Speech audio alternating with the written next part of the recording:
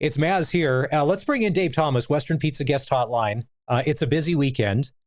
Football, CFL Combine, taking over Regina. The future stars of the CFL. Who will be the next ones that will be, as some like to call it, starring in the Underwear Olympics, as they will do things such as the cone drill?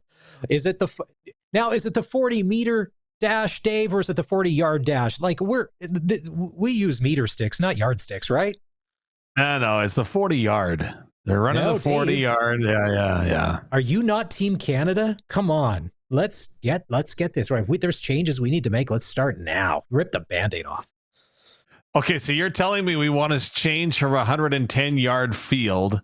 So what is that in meters? So can you imagine that, trying to go ahead and put a football field in meters, and instead of a first down needing 10 yards, it's first down in what, 1.6 or something, right? Listen, what I'm suggesting is not the craziest thing I've said or read online in the past couple weeks, all right? If you're not ready to wrap yourself in the flag for Team Canada, should you even be in this country? That's all I'm saying. Wow. All jokes aside, CFL Combine coming up this weekend. How many players got these precious invites? Because there's more young studs in Canadian junior football and university football than they're be flying in over the next 48 hours to YQR. Yeah, in total, there's going to be 92 different players from across the country. There will be a couple of globals that are thrown in there as well, global players, obviously.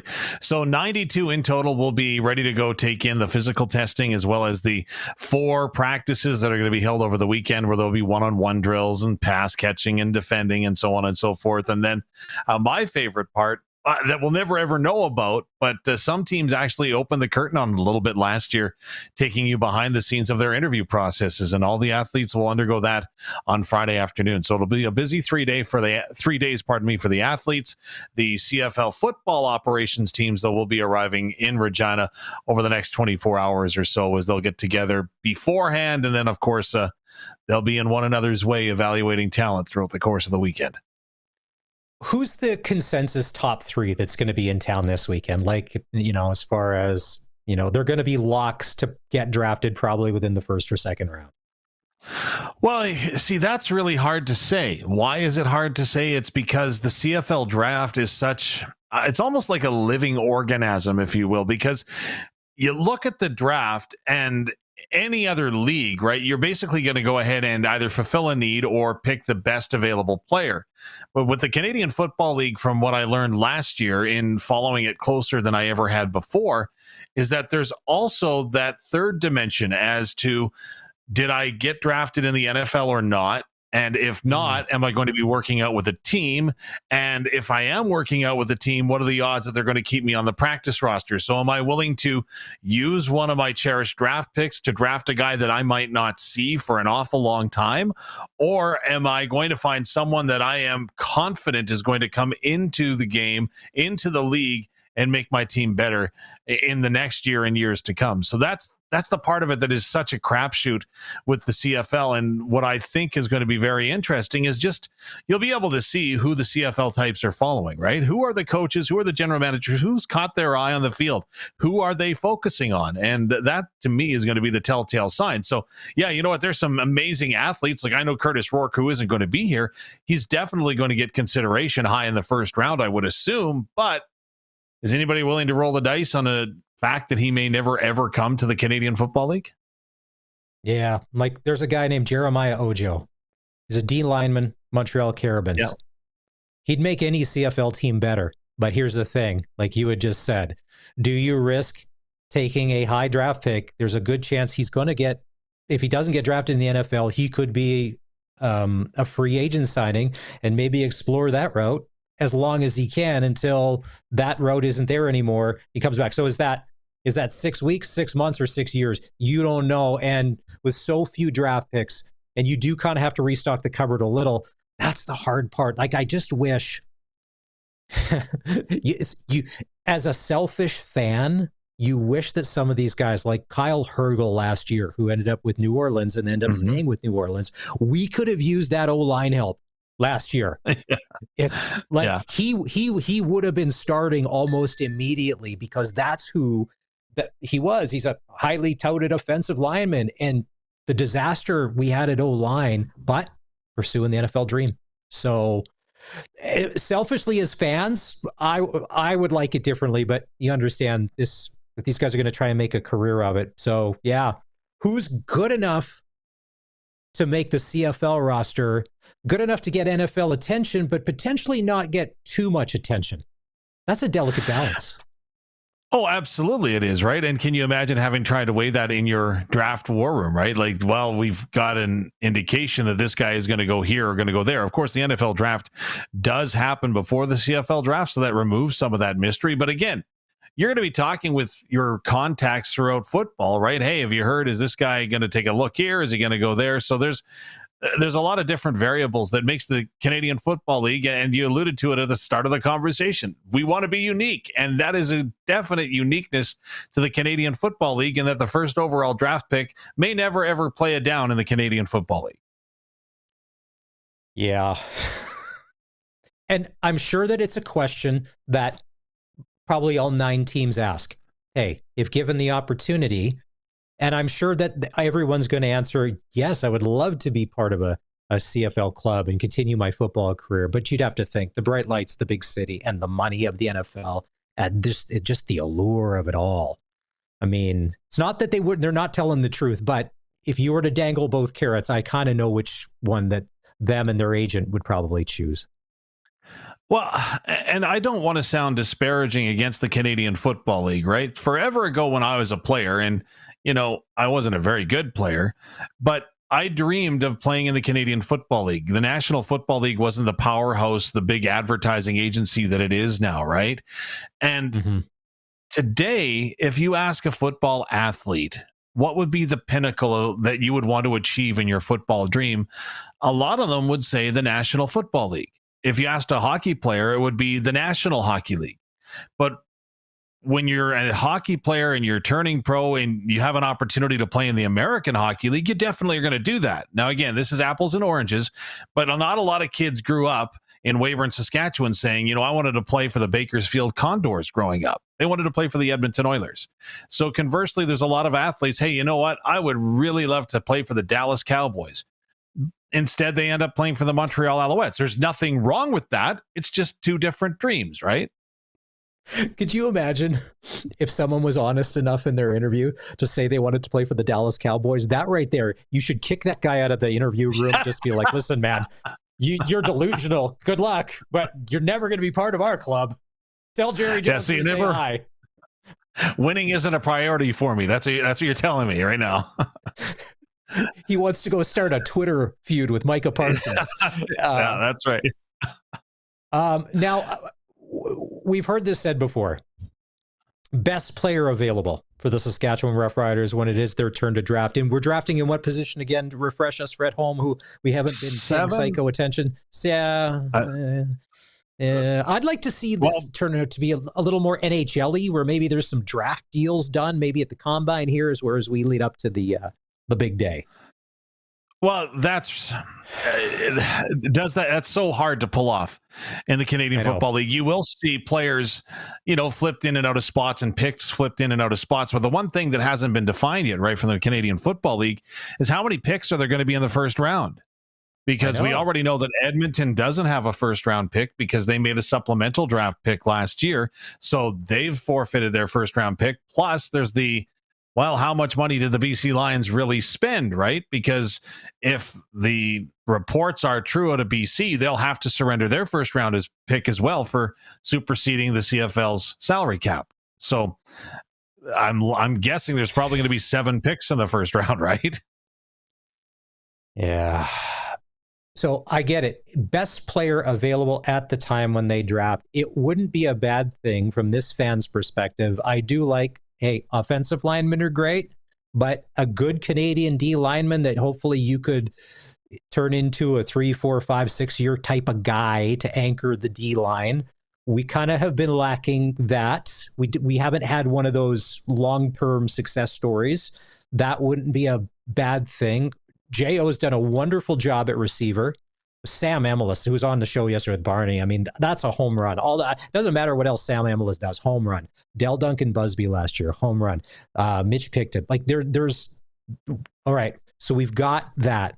I would like D-line. What are you thinking? I mean, you're in the booth. You're watching this closer than anybody else. Where do you want to see them go?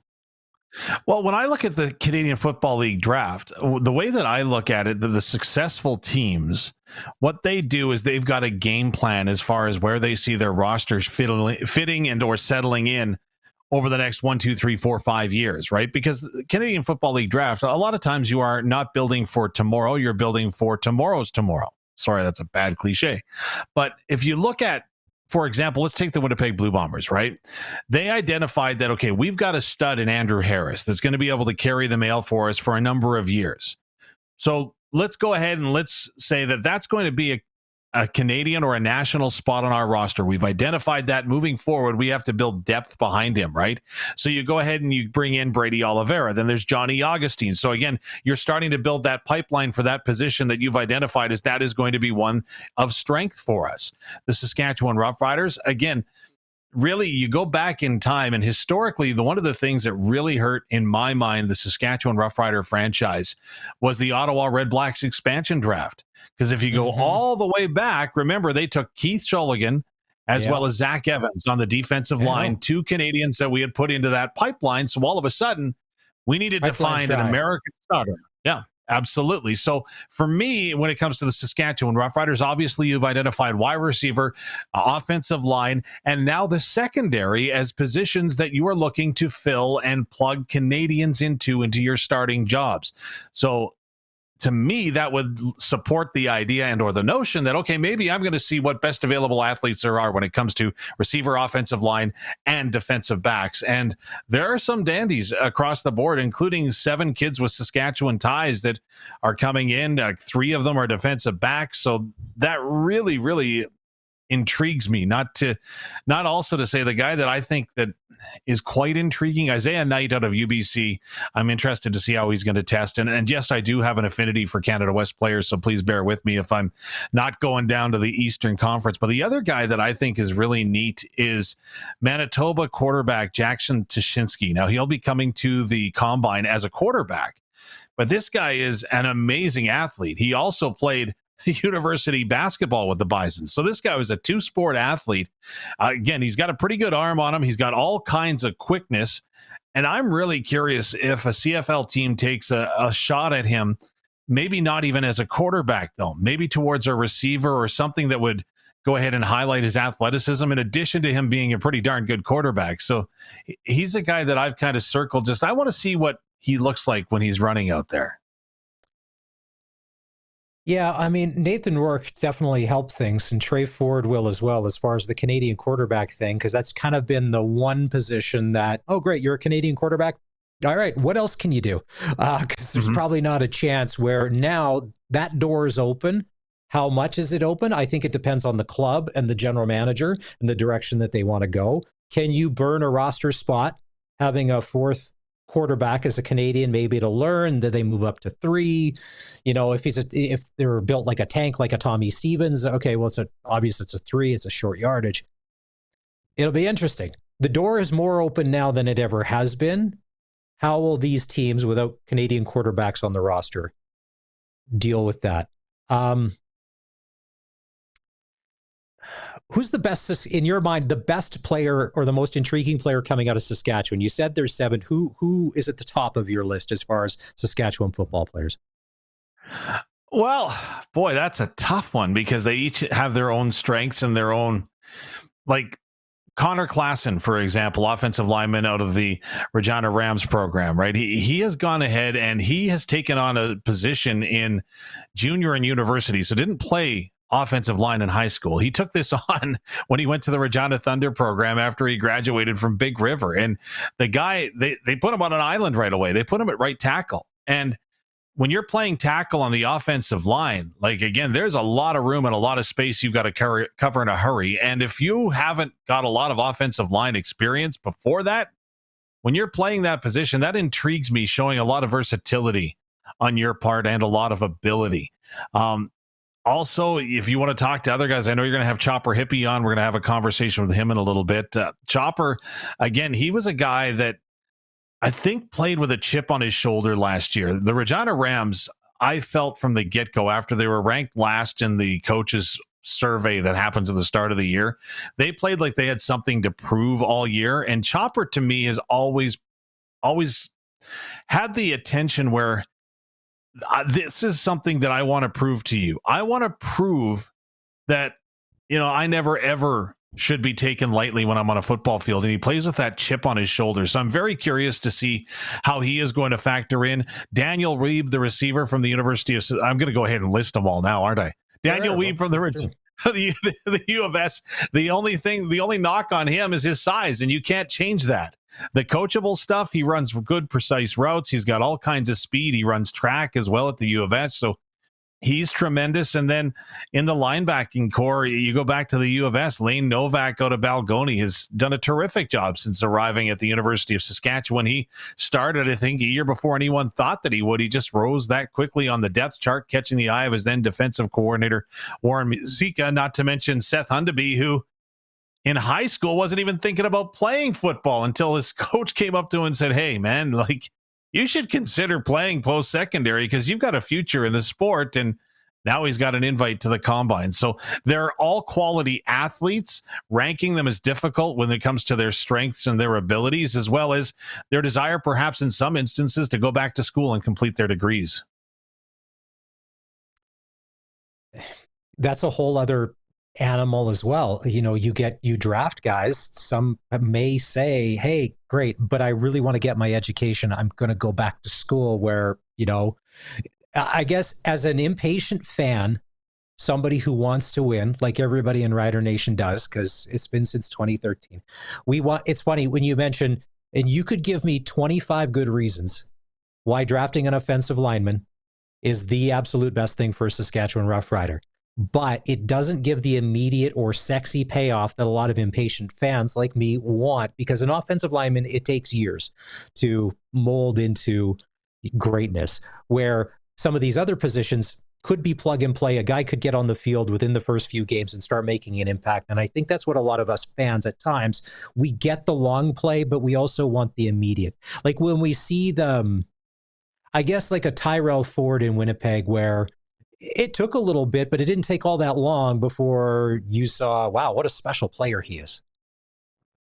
Yeah, absolutely. And he was a standout too, as one of the participants in the CFL Combine that have gone on to the league. But one of the things that strikes me, and again, wanting immediate payoff, right? Something to consider. It was way back forever ago in junior hockey. And there was a speech right at the end of the year from our coach. And what he said was, "This is going to be the final time in your life and your athletic career where age will define you." And that really stuck with me, because if you looked at it at training camps in years gone by, there's the 25-year-old bright-eyed rookie that just came out of the CFL draft that the team has got an investment in, and they're going to give him every opportunity to succeed. That's going to go up against a 32-year-old lineman who's been in the league for 6 years. Like 25 and 32 and a guy that's played pro for 6 years, there's a lot of difference in those two bodies. And the limited roster size of the Canadian Football League teams really makes it hard to develop players outside of your game day roster, right? So to me, that's kind of the beauty of the CFL draft, right? Again, I talked about that pipeline, and you go ahead and advance where you feel and projecting into the future where you feel that you're going to need those draft picks to play in years to come. So I don't know. It's just, I find it really intriguing. And again, when you get those battles at training camp, wow, that's a difference maker right there. So not only is Dave Thomas the voice of the Riders, he's also a journalist as well. He's been covering sports a long, long time. And all the brass from every CFL team are going to be here in Regina over the next couple of days. Who do you, not necessarily that you have to give anything away, or maybe you don't have it lined up. Who do you want to talk to from the other CFL teams? I'd like to talk to Dave Dickinson. And I would say, Dave, you're taking a lot of bullets here. Some strays, some straight on. It hasn't been a good couple of years. Sell me on why the Stampeder machine is going to be all good. And now whether or not he'd want to answer that, but he's a guy I would be curious to talk to. Who do you want to talk to from the other teams? Well, to answer that question with Dave Dickinson, I think that he would say, well, what convinces you in the fact that this is going to be turned around? I would say, well, I'm Dave Dickinson. I have a guy by the name of Huffnagel that's upstairs, and we've done this a while. So to me, that would be the answer. But to answer your question, who do I want to talk to?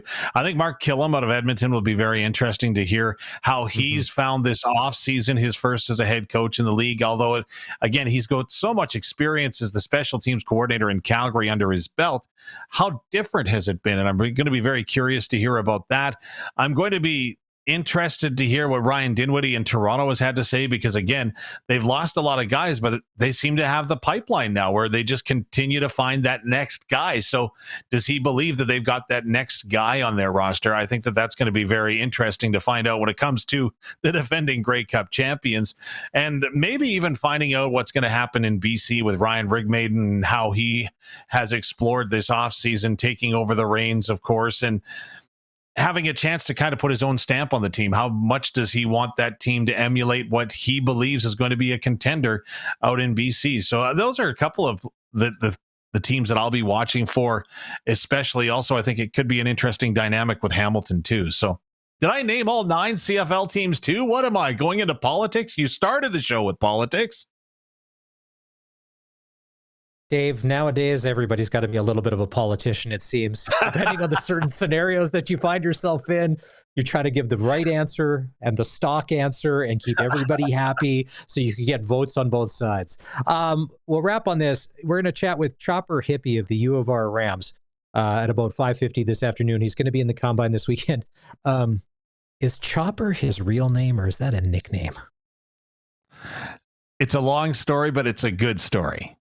I'll tell you that right now. And if you ever grew up in Mydale, Saskatchewan, that's right between Weyburn and Estevan. You always had to pick your allegiance between Weyburn and Estevan. And at a very young age, Chopper had to pick his allegiance. And he's still, back to politics, he's still sitting on the fence when it comes to that allegiance. And he'll share that story as well, I'm sure. All right, Mydale, home of the Johnner brothers. We made it. Hey, listen, remember that day when we got Brad on? That was awesome. And Telemiracle a few weeks ago. All right, Dave Thomas, voice of the Saskatchewan Roughriders. It's going to be a busy weekend, CFL Combine, and we'll have the most in-depth coverage when it comes to everything CFL over the next couple of days at sportscage.com.